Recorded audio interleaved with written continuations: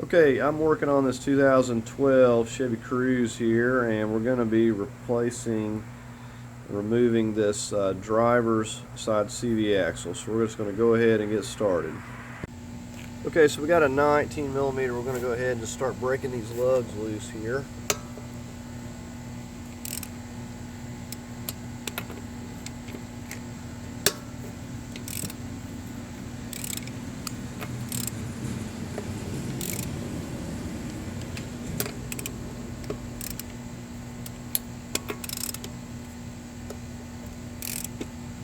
Okay, now we're going to go ahead and work on lifting the vehicle up. Okay, so we just got positioned on this part of the frame here, and I've just placed the jack stand right there.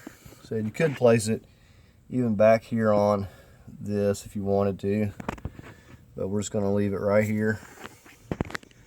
So now we can go ahead and just completely remove the wheel. Okay, we're just going to get the last lug off. Now sometimes the wheel will stick on here. In this case it's coming off okay.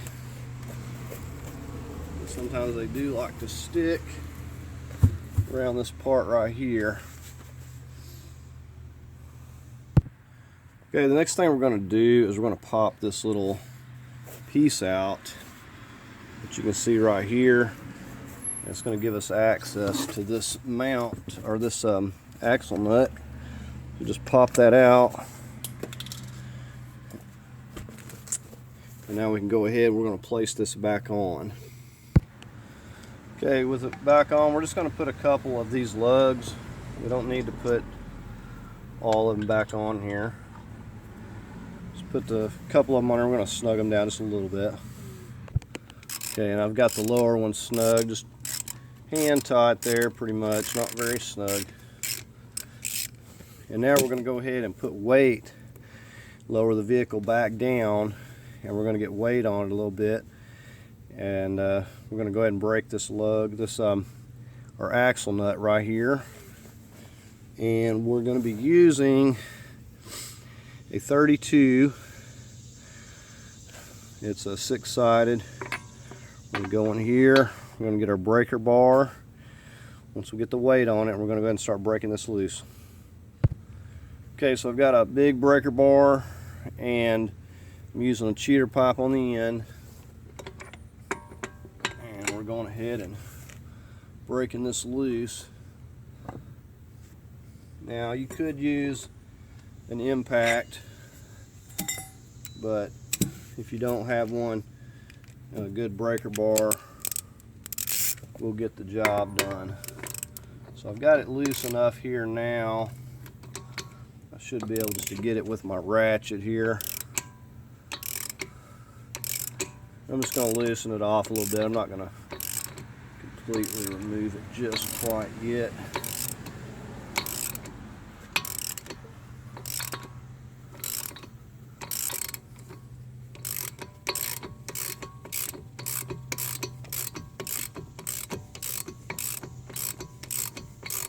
This wasn't really tight.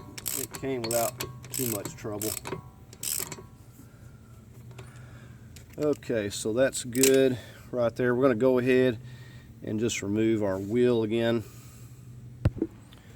Okay, so we're going to go ahead and get the wheel off again. And now we've got our axle nut loosened off. It's just taking a few more turns to get it off there. And you could spray this with some spray lubricant, WD-40, and make it a little bit easier on you. Okay, as you can see, we got this completely loose. It's just barely on there. The next thing we're going to do is we're going to go ahead and remove this brake caliper here to give us some more slack. We're going to pop this out right here. It's just a rubber boot.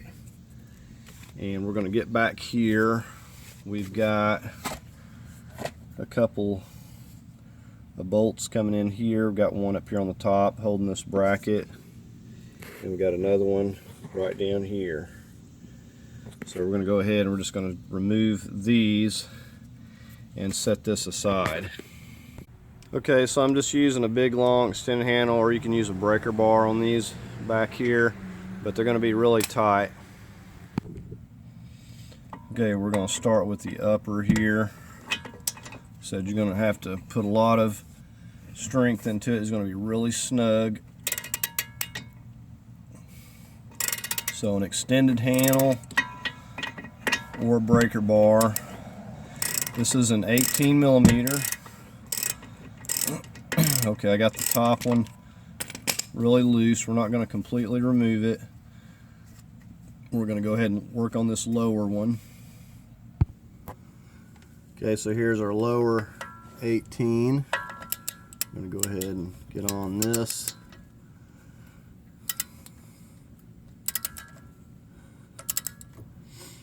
It said they're pretty snug. You can also turn your wheel and turn these out to make it easier on you.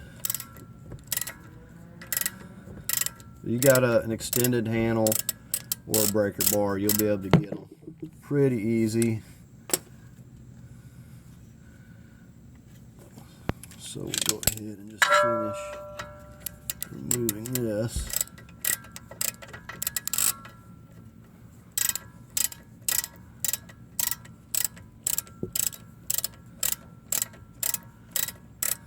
So they got a lot of Loctite on them, so they don't like to come out real easy even after you get them loose.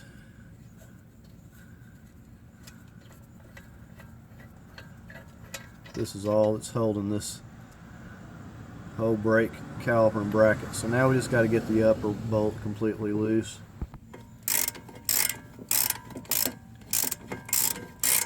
Okay, so we're just going to finish working this upper bolt out, and we'll have this entire thing loose. Now you could set it over on a box, bucket, wire it up, bungee strap it, just whatever you want to do with it. Just have a plan to have something to set it on or hold it so it's not just dangling by the lines there.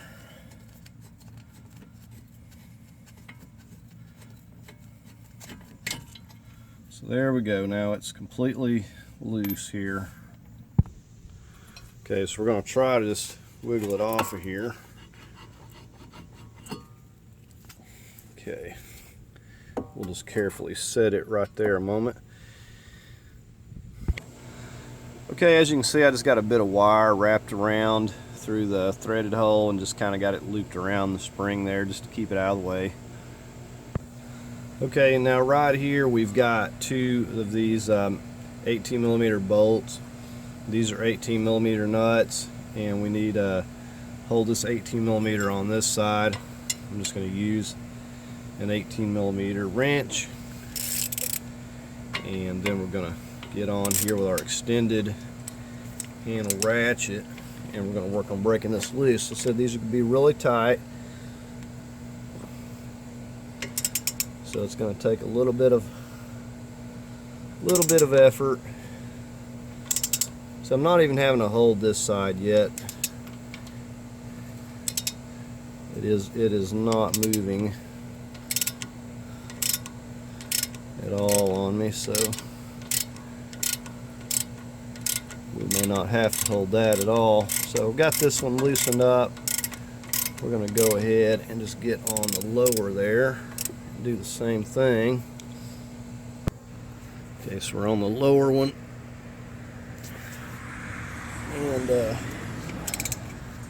and so far I haven't even had to hold this. Some of them are splined and some of them aren't, depending on the vehicle.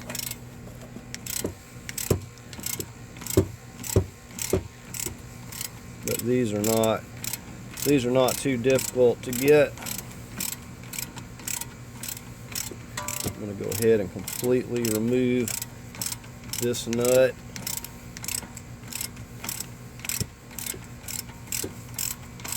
And then I'm going to get on that upper one there.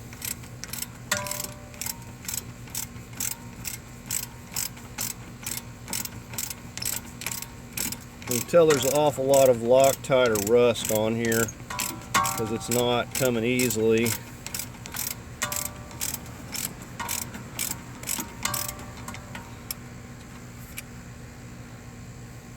I still don't have it loose enough where I can get it with my finger.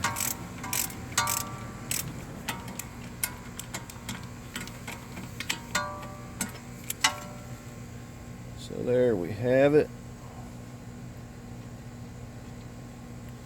So there's the lower one. Let's go ahead and remove this upper.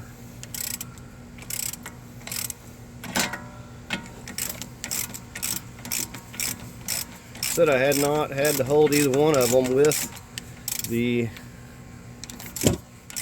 18mm wrench I had there.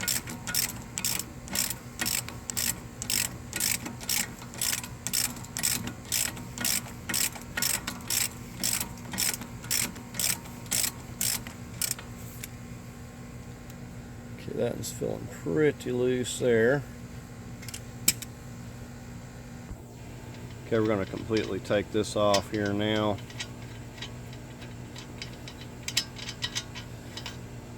Now another thing that I like to check is to see if this thing's going to move at all. Usually I'll try to push it in, gently tap it, don't hit it with the hammer, and it should be giving me a little bit of movement here, but it's not. So I'm going to go ahead and take some spray lubricant and spray up in here. We're going to let it soak for a minute. Okay, we're going to spray this really good. It will work its way in there eventually, but I can tell it's kind of seized on there because usually if it's not stuck, you're able to push this just ever so slight little bit, but it doesn't have any movement. So what I'm going to do is I'm going to start out with my rubber mallet. I'm going to slip this back on here to loosen it up, and we're going to take that very same axle socket that we got, and we're going to hit this right here, and this will usually break it free. We're just going to hit that. Okay, so here we go. Like I said, we threaded this down on here a little ways, slipping our socket on here, and there we go. See, this one actually came easy. Sometimes they do not want to come loose. They seize in there, but you can see just that little bit popped it loose. So now we know that it's not stuck in there. See it moving. So when we go to pop this upper part, this knuckle out of the strut, it's not going to hang up on there. We're going to be able to get it out. Okay, now I've got a hammer here. You'll notice this thing has got a pretty good beveled end on it, so you know we don't want to mess around and hit these threads. But if these aren't just stuck terribly, just tapping this end here will be enough to get it loose. Like I said, it's got the beveled end. Just don't hit the threads, and don't get too carried away with it. We should just be able to tap it gently and get it out of here. So there's the top one. So we'll pop that bottom one out. Okay, so we're going to do the same thing here. Just gently pop it out of there. And there's the bolt. You can see the splines here. That's what grips into this knuckle, and so you don't have to worry about holding this side. So some have them and some don't. And you can see the nice bevel. It gives you a little something to hit on, and it also makes it easier getting your bolt to go back through there. Okay, now with those bolts out, we can just wiggle this down like so, and we're going to push back on the CV axle. Okay, so we're pulling this back. We'll just slide that right out. So now we have it loose. Okay, now you can see we just kind of got it set here. This is just pulled over. This is loose. This is up here out of the way. So now we're going to go ahead and work on getting up in here to pop this out. Now another thing we're going to do, because a lot of times when you take this out, you're going to have a little bit of transmission fluid come out. We're going to go ahead and get a pan. We're going to place it right under here. Okay, so we're just going to get in here. We've got ourselves a crowbar. What we're going to do is try to get in here and kind of rock it back and forth, getting behind this over here on this side, as you can see. So we've got our pan down here ready to catch any transmission fluid. Okay, so I'm just bringing my crowbar right back behind here on this side. We're just going to give it a little rocking motion.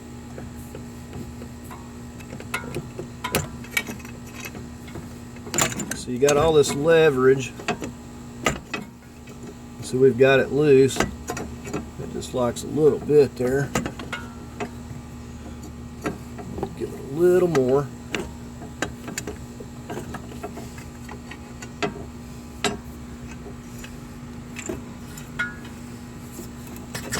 So there we are. And it didn't take a lot. Some of these are a little more stubborn than others. But now you can see that we got it loose. See, there goes the fluid dripping out. You can see it running down there. You're always going to lose a little bit, you know. Main thing is just put back what you lose, measure it out, whatever drains out, or just drive it, check it, and just refill it till you get it back to the proper level. Okay, so we're ready to go ahead and pull this entirely out. And you see a lot more fluid coming down in there.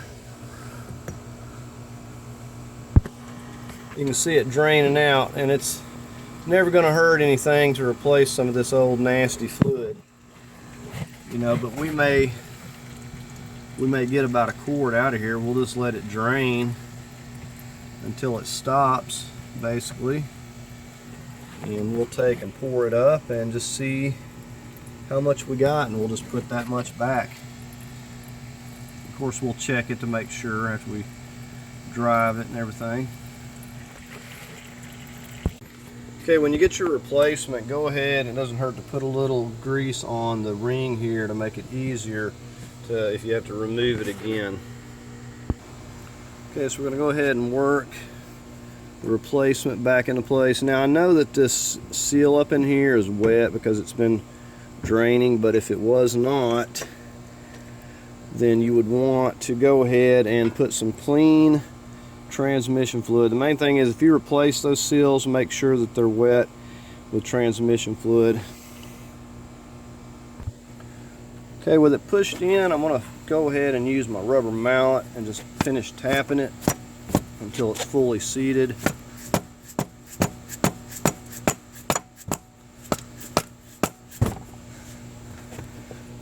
Okay, and you'll hear it click when it goes in, and we'll just kind of take a look to confirm. Okay, so I've just looked from the side and I can tell that it's seated back in here, so I'm going to go ahead and put it back into the knuckle. Okay, so we'll just go ahead and slip this back in here. It's not a bad idea to put some grease on that so it's not getting rusty. So I'm just going to push that into place. Okay, so just kind of have to wiggle this and push it. Push the knuckle with your hand and to get it back into place there.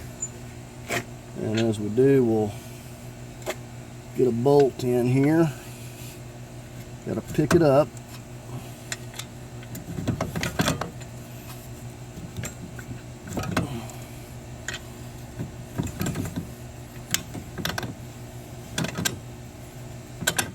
Okay, so there we got the bottom one.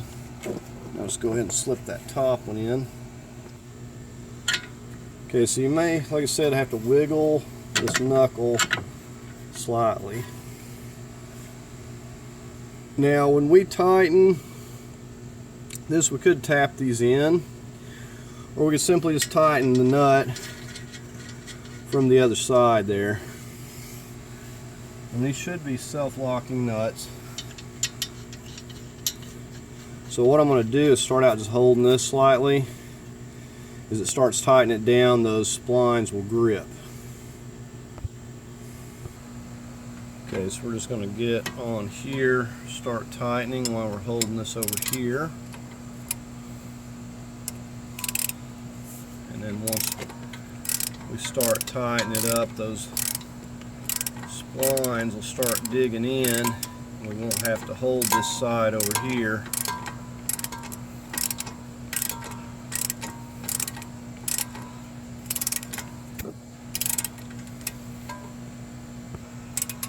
Okay, so we're just going to continue on tightening this, and then we'll get on that lower one there. As you can see, the splines have already dug in over here, so I'm not having to hold it. We'll get this top one snug completely down, and we'll hop on that lower one there.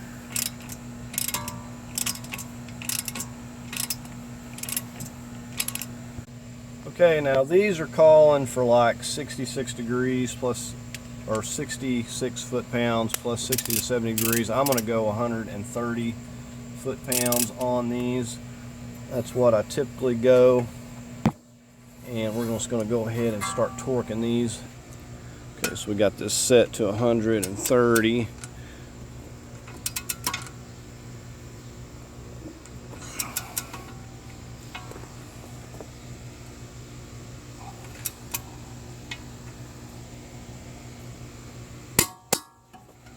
Then we're just going to do the same thing on the lower. Okay, now I'm getting ready to just slip my caliper back on. And we're just going to start working those bolts back into place. You may have to push your pads back over if they move on you. Okay, we're going to get some medium Loctite on these before we put them back in. Okay, so I'm just working on tightening this upper one here first. And again, these are like supposed to be a one-time use, and they're like a torque to yield. So they call for this 75 foot-pounds plus 60 degrees plus 15 degrees, but on most it's like 130 foot-pounds. The main thing is get it tight. But these bolts can be reused. Okay, so I got that top one snug. We'll get the lower. Okay, so I've got my torque wrench here. Now we're going to get on this upper, and we're going to go ahead and tighten this to 130 foot-pounds, just like we did the strut bolts there. And we're just going to keep tightening until it clicks.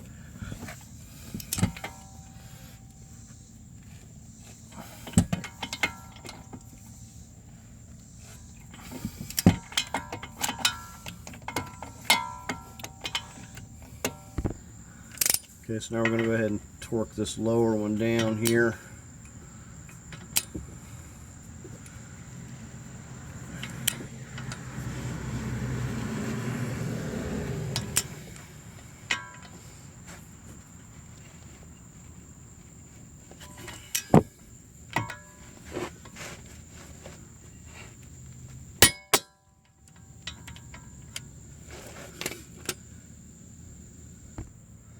Okay, and don't forget to pop this back in.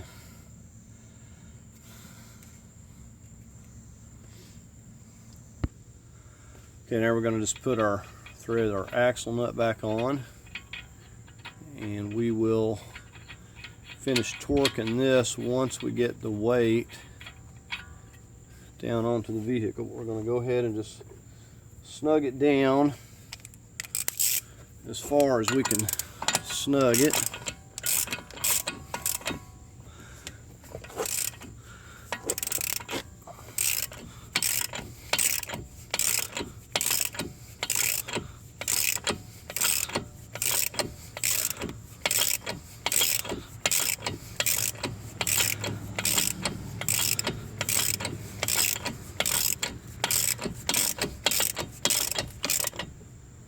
there we got it snugged. So now we're going to go ahead and get our wheel back on. Okay, so we'll go ahead and get this into place here.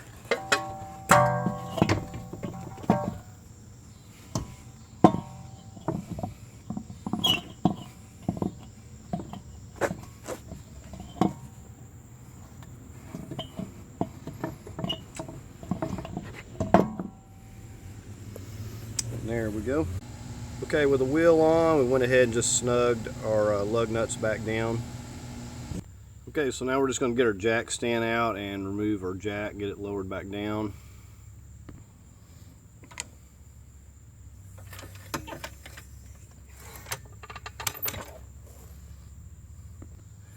Okay, so we got our 32. We're going to go in here, and this is like a 2-part torque. It calls for like 111. And then we're going to go up to 185.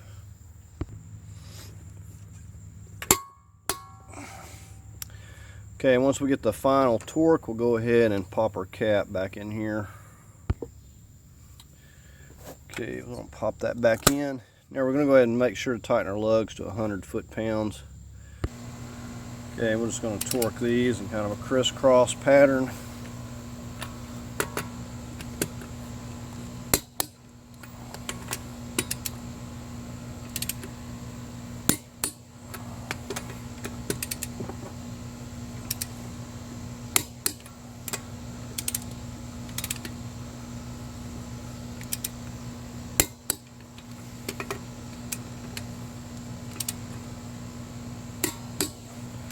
Okay, it's not a bad idea to go back through and check them again.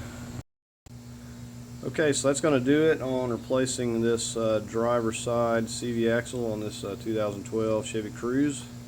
Hope you found it helpful. If you did, please give it a thumbs up. As always, I invite you to subscribe. Thanks for watching.